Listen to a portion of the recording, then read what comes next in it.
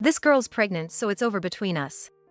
After getting married, we were forced to live with Andrew's family, hardly getting a chance for a proper married life. Could this have been our stroke of misfortune? My husband cheated on me with a girl much younger than him and even got her pregnant. Worse, he chose to tell me this on a rare day when we both got off work early and had planned to have dinner out together. Now that she's pregnant, divorce seemed inevitable. What was the point of the nearly 10 years I devoted to our dream? In my despair, I found myself packing my bags to leave before I even had time to process everything. You can't complain. You haven't been making any efforts to get pregnant and hiding in your work. That's what happens when you act complacent even though you're not getting any younger. I warned you many times. My mother-in-law wasn't blaming my husband for his affair at all. Rather, she insinuated that it was my fault for not having children all these years. As far as my mother-in-law is concerned, I'm of no interest to her. Having children was my sole duty as a wife.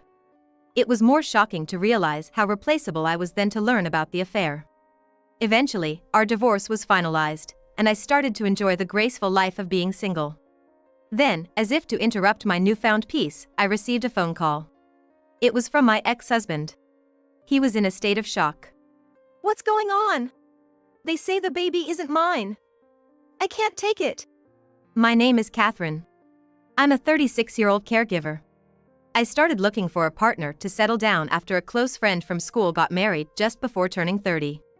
She was part of a group we hung out with in school, and for a long time, it was just the two of us who were single. Everyone else had married in their 20s and were now mothers. While I was genuinely happy for her at her wedding, I couldn't help feeling restless about my own life. A friend who knew I wanted to get married set up some opportunities to meet someone, and I also attended my first matchmaking event. That's where I met Andrew. Overwhelmed by the atmosphere of the venue and unable to make eye contact, it was Andrew who approached me. Andrew, being a salesman, was great at conversation.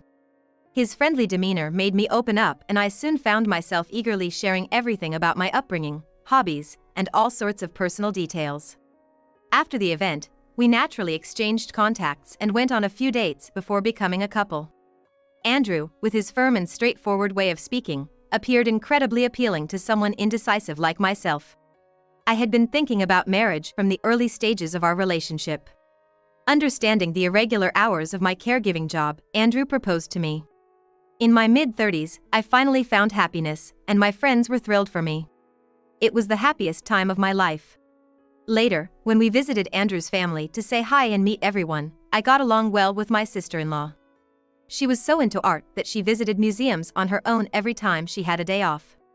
As someone who always wanted to explore museums, I found her stories fascinating. At one point, I noticed Andrew and his mother looking at us in bewilderment, prompting us to continue our conversation some other time, but I was already overjoyed with excitement.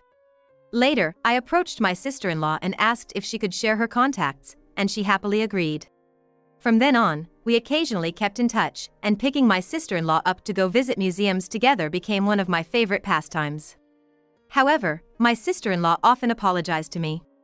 I always feel like I'm imposing on you, Catherine. I wish I could drive too, but with my legs like this, I end up relying on you to pick me up. My sister-in-law looked down at her legs. My sister-in-law had been in a wheelchair most of her life due to an accident in her childhood. I knew she usually took long trips using public transportation like trains, buses, and taxis to visit museums, so when we went together, I made it a point to go and pick her up at my in-laws' place. My sister-in-law always felt bad about it and expressed her feelings frequently. I've told you many times, I don't mind at all. I'm just tagging along with your hobby, so please let me do this. In truth, I thought of my sister-in-law like a real sister. I was happy to spend my days off with my SIL and sincerely told her she could call me for any small thing without hesitation. Still, my sister-in-law would say, I can't become too dependent on others, and tried to do as much as she could on her own. And that made sense. In her 20s, my sister-in-law had started her own wheelchair brand company, and apart from the days she visited the art museum, she seemed always busy.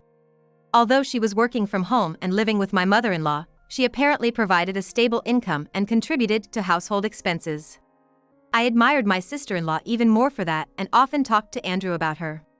Whenever we planned trips to the museum, I invited Andrew, but he always declined, saying, I'm not really into that stuff.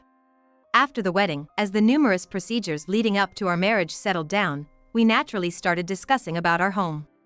While we were living together, we rented a slightly larger apartment, but respecting my husband's wish to build our own home, we agreed to temporarily live with his family until we had enough funds. I had heard that my father-in-law had passed away a few years ago, so I assumed that my father-in-law's study would become our bedroom. As a married woman, I knew having a room for ourselves was a luxury, but even if they were my husband's family, it still brought a lot of anxiety. Especially my mother-in-law, who subtly brought up the topic of children every time we met. It's best to have kids early. I know this from personal experience. When you're young, you have the energy to raise them, and you can even think about a second or third child. I had Andrew in my teens, and everywhere I went, I was praised for being a young mom. At first, she just seemed eager to see her grandkids, but after half a year of living together, she started sighing the moment our eyes would meet and saying, "Why did Andrew marry such an unambitious person? I always told him to marry young and have kids early. It's a win-win because I can still play with my grandkids if I'm young. You don't seem charming enough for him to break my advice and marry you. You're not neglecting efforts to have a child and hiding behind your nursing job, are you?" She was becoming more blatant about our difficulties in conceiving. However, she never went as far as to mistreat me, like dumping housework on me or causing scenes in front of my husband or SIL. I think it was because I was helping and assisting my sister-in-law with her daily life. My sister-in-law seemed to find it a hassle to help her, so she probably didn't want to disrupt the current situation where she could delegate those responsibilities to me. I never minded helping my beloved sister-in-law. Often, I wished for a peaceful life without the constant nudging about grandchildren, but I didn't want to upset my husband, who was working hard, including overtime and weekends, for our future home. So, I focused on my job and put thoughts of starting a family on hold. Once I got used to living together, time flew by, and before I knew it, 10 years was about to pass. My mother-in-law was persistently against us taking a mortgage for our dream home, saying it was a waste of money. We were close to reaching our savings goal for the house when my husband suddenly brought up a serious topic one day. We both finished work early that day and had planned a rare dinner out, just the two of us, at a nice, stylish restaurant. My husband had asked me to go in first, so I was already inside, looking at the menu while waiting for him. Since my mother-in-law didn't like dining out, we hardly ever went to restaurants after getting married, and spending time alone as a couple had become a rare occasion. Despite my age, I couldn't help but feel a flutter of excitement, like a young girl, looking forward to this time together. But my husband shattered that anticipation in the worst possible way. "Sorry for making you wait. Got held up with some overtime." Hearing Andrew's voice, I turned towards him with a smile. Standing there, still in his work suit, was my husband, and next to him, a noticeably younger woman. For a moment, I thought she might be a relative, but we had no family members her age. "I want a divorce." That was all my husband said. Or maybe he said more, but I don't remember. Just that one sentence was enough to understand why he brought this pregnant stranger. As expected, the woman was indeed my husband's mistress. She was a young, fresh out of college girl, seeming fragile and vulnerable. Despite it being our first meeting, she never averted her eyes from me, leading me to believe a woman willing to bear a child from an affair must have strong will. I hadn't done anything wrong, yet why was I receiving such scornful looks? Why would she, much younger than us, choose Andrew of all people? Naturally, my appetite vanished in such a hostile situation, and I left the restaurant in a hurry, but embarrassingly, my only refuge was my in-laws' house. I decided to pack at least the essentials before leaving, so I headed there. Upon arriving, I found my mother-in-law standing at the entrance. My mother-in-law must have known about the situation. She looked at me with a smug grin. "Did you listen to what Andrew had to say? This happened because you didn't try hard enough. Don't run away, talk it out," she said. "What do you mean?" How could Andrew's infidelity and my efforts be related? Was she still trying to justify her son's unfaithfulness with some flimsy excuse about me being inadequate? I was struggling to control my urge to lash out when I started trembling uncontrollably. Noticing this, my mother-in-law burst out laughing. "Crying, are you? Too late to cry over spilled milk, they say. You abandoned your duties as a wife, so this is what happens. I warned you many times, but you didn't listen. It's annoying to see you cry about it now." My mother-in-law seemed determined to blame me for not getting pregnant. I had endured my mother-in-law's whims and nagging, maintaining a good relationship with my husband, but I felt alienated, realizing that they didn't appreciate my efforts. Then, my husband came home at the worst possible time. With his mistress. My mother-in-law apparently knew she would be coming today. "Please come in, Mary," she said cheerfully, inviting the woman inside. "Since we're gonna get divorced anyway, this is your last chance to talk. But you don't stand a chance, so let's wrap this up quickly," my husband said as he passed by me, while I stood frozen at the entrance. I went to the living room, where the three of them were waiting, feeling dizzy from this nightmarish turn of events. "I always wanted kids. You ignored my feelings, using work as an excuse. I have no feelings for you anymore, Catherine. I want a divorce." Today's second declaration of divorce pierced my heart even more sharply than the first. I couldn't look anyone in the eye, just staring blankly at the mistress's pregnant belly. Traditionally, a wife is supposed to bear a successor. But you haven't even gotten pregnant, let alone have a boy. You can dislike me all you want, but do you also hate the idea of showing me cute grandchildren? My mother-in-law lamented, her tone exaggerated yet smirking at me. "But, ma'am, Andrew was the one who kept refusing to be intimate, citing his tiredness from work. I knew he was working hard for our dream home, so I thought it was understandable not to focus on children for now. But to think he was cheating behind my back all this time, I can't believe it." Feeling the misery of my situation, I almost burst into tears, but I managed to hold them back. Then Mary, the mistress, glared at me and snidely remarked, "An old woman seeking attention is really annoying. That's why your husband is leaving you." Then my mother-in-law also chimed in, seemingly riding on that topic. "Blaming others is so disgraceful. It's obviously because you slacked off as a woman. Mary, even though only 20, is so responsible, supporting Andrew at work as his right hand. She'll be there for him personally too. We don't need a woman who can't bear children." Despite always telling me women shouldn't work, my mother-in-law was now praising Mary. My mother-in-law, Mary, and Andrew exchanged agreeing glances. The fact that he impregnated a 20-year-old girl while still married to me was a major issue, yet no one mentioned it.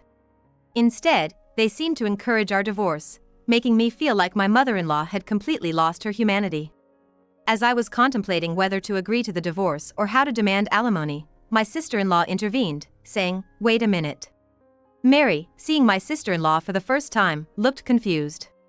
When Andrew told her she can't walk properly on her own, Mary blatantly showed her disdain.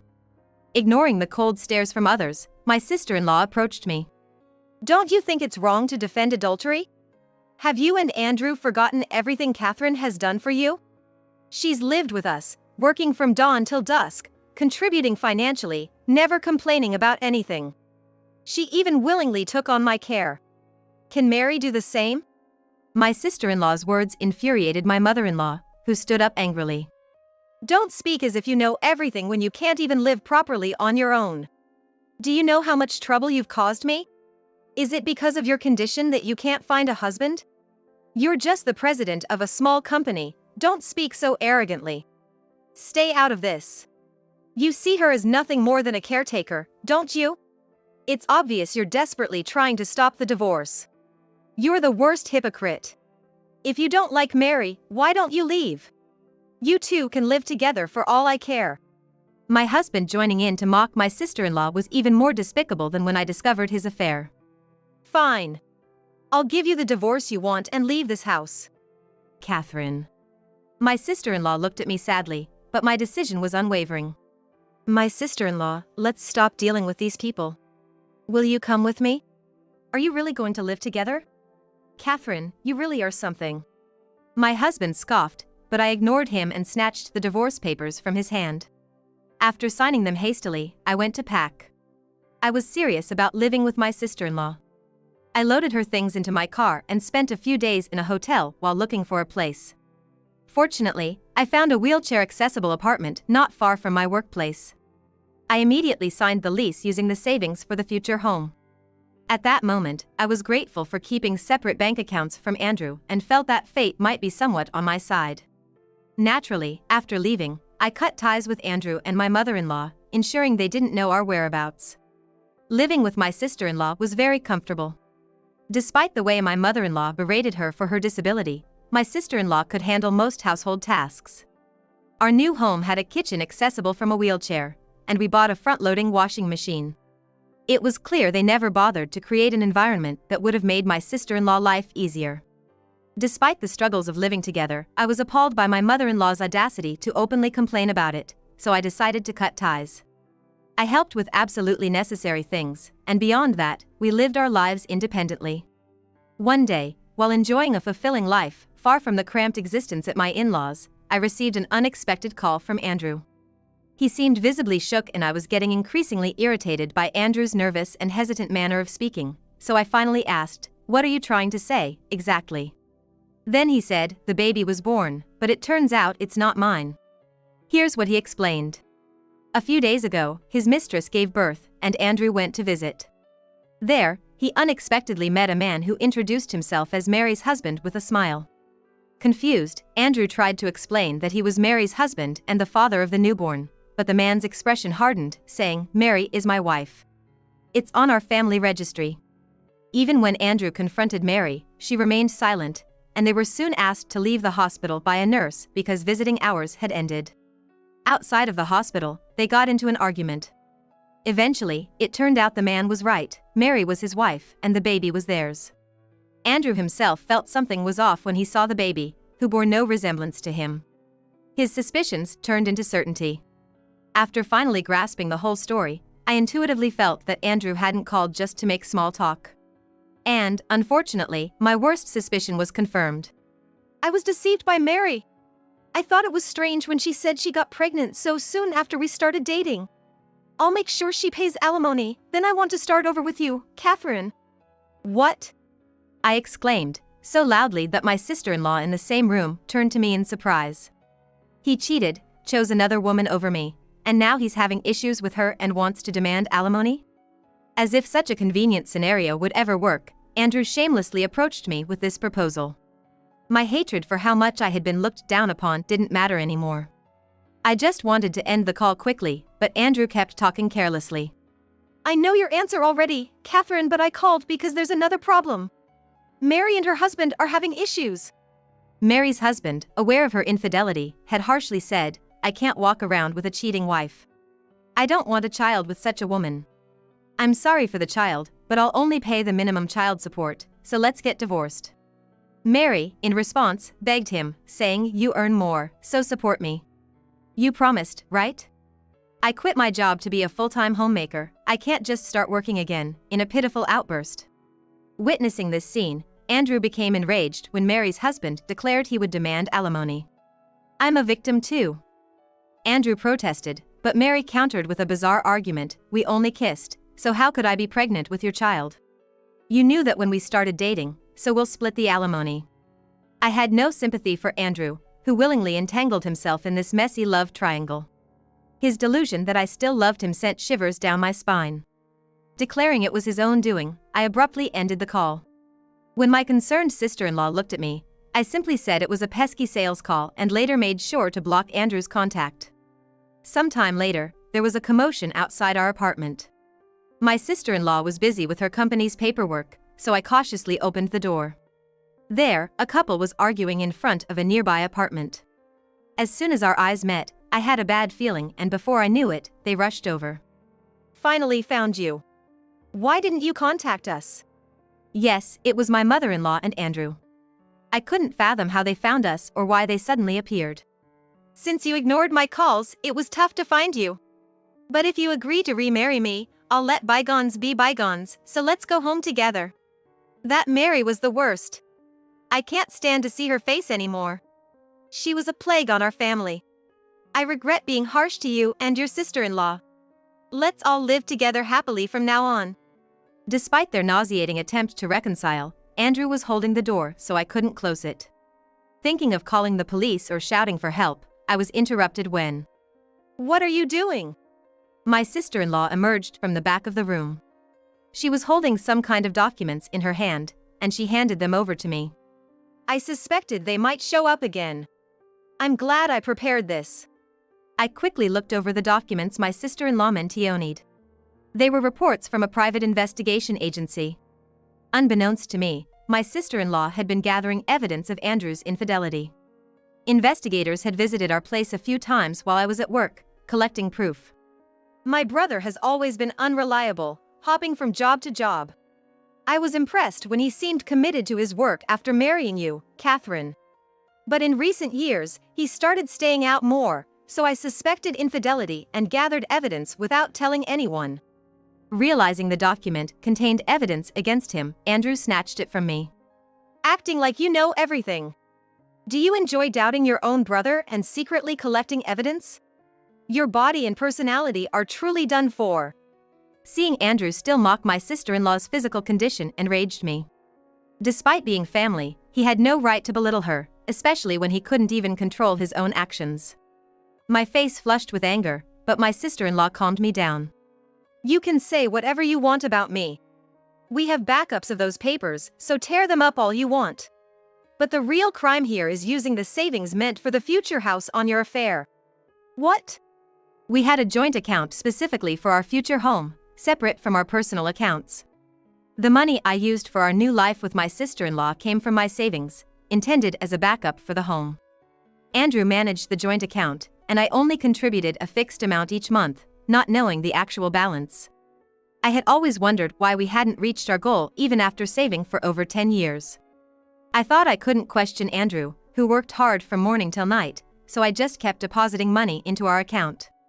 I had no idea that the money was actually going to his mistress. I no longer have any feelings for Andrew, but I couldn't help feeling frustrated that the money I saved while enduring mistreatment from my mother-in-law and sacrificing my hobbies was recklessly spent.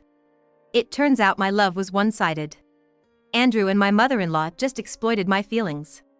Realizing that all the time I spent with these two was a waste, I felt a sense of despair, but at the same time, there was a sense of relief. I knew that no matter what happened, my feelings would never turn towards these people again. Their initial vigor gone, Andrew, with his face pale and downcast, was led away by my mother-in-law, who was visibly flustered. Later, I used the documents from my sister-in-law to hire a lawyer and demand alimony from Andrew. I heard from the lawyer that Andrew and my mother-in-law went through quite a rough time. Mary's husbands and my alimony demands got Andrew in a tight spot. In no time, he plunged headfirst into a financial nightmare. The funds for the future house was nearly depleted, and even with excessive overtime, he couldn't keep up with the payments. Furthermore, it seems Andrew wasn't even going to work properly. After Mary went on maternity leave, he spent his time taking her out for meals and extravagant trips. This behavior led to his disciplinary dismissal, leaving him without an income and forcing him to seek help from my mother-in-law. My mother-in-law, who survived on her pension and the living expenses we contributed at the time I was living with them, found life difficult and eventually had to sell the entire family home and land. Even then, with the payments being more than he could manage, Andrew was forced to immediately look for a job. With no income, he struggled to find an old apartment to live in and attended numerous job interviews. Despite his desperate situation, he was picky about the work, refusing to do any heavy labor or overtime, making his job search difficult. My mother-in-law, who had never worked seriously before, started juggling low-paying part-time jobs to make ends meet, but I suspected it wouldn't be long before she struggled. While I felt some sympathy for her, who lost her inheritance by helping pay the alimony and is now forced to work with little professional experience, I felt she should direct her resentment towards her irresponsible son. I hoped she would learn from my sister-in-law's strength and become independent quickly. Mary, on the other hand, became a single mother immediately after giving birth and had to rely on her parents. It was a relief to know the innocent baby wouldn't be left homeless, but for Mary, it seemed like the beginning of a nightmare. She was raised by strict parents and couldn't bear it any longer, so she ran away from home as soon as she graduated from high school. She married her classmate from that time, and it seems she lived in fear under the shadow of her parents. At her workplace, she met Andrew and was swept up in the thrill of an affair with a married man. As a result, her affair with Andrew led to an excessive romance and eventually her pregnancy. One can only wonder what her parents thought when they learned that their daughter, who had disappeared, was abandoned by her spouse, and to top it off, revealed that the child she had born was from an affair. While it wasn't my place to intrude, I couldn't help but hope that the baby's happiness wouldn't be jeopardized. Having finally severed ties with Andrew and my mother-in-law, I continued my life with my sister-in-law. But one day, she formally announced her engagement, catching me by surprise. Her fiancé was a friend in high school who had been supporting her as a secretary since she started her company. Knowing that our living together would end, she hesitated to tell me, feeling sorry. I encouraged her to pursue her happiness without worry. The wedding, though small with only company employees and friends, was held at a luxurious chapel out of state. During my sister-in-law's speech, there was a message for me, and I found myself crying more than ever before. Once her moving preparations were complete, the reality of living alone hit me, and I felt a bit lonely, but my heart was also clear and bright. This was because, along with her marriage announcement, she had scouted me for a product planning job. Seeing how smoothly you handled my care, I realized we need someone who understands customer needs from the ground up. I think together, Catherine, we can create hit products for wheelchair users. Would you be interested? I had devoted myself to caregiving until now. Sometimes facing harsh words, and I felt frustrated when care didn't go as planned. But I knew I wasn't the only one feeling this way. If I could help advance the caregiving industry, even just a little, I wanted to try. My sister-in-law was thrilled to have me on board. I joined her company in the blink of an eye. I found the work fulfilling and every day was enjoyable. Most employees had some form of disability, and we supported each other in our daily tasks. They were passionate about their work, listened to my ideas, and considered them positively. With their support, we gradually produced hit products, and I even got involved in tasks I had never experienced before, like presenting our products to care facilities. With that, I gained recognition both within and outside the company, and I became even more dedicated to my work. I keep a clear line between personal and professional relationships with my sister-in-law. I learned all I could from her about the business, ensuring not to mix work with personal matters. Even after her marriage, she continued to value our time together. Although our museum visits became less frequent, about once a month, we continued them. We now call each other by our first names and have a friendship-like bond. Ironically, it was my ex-husband who led to this encounter, but the bond one share with my sister-in-law is much stronger and more meaningful than anything associated with him.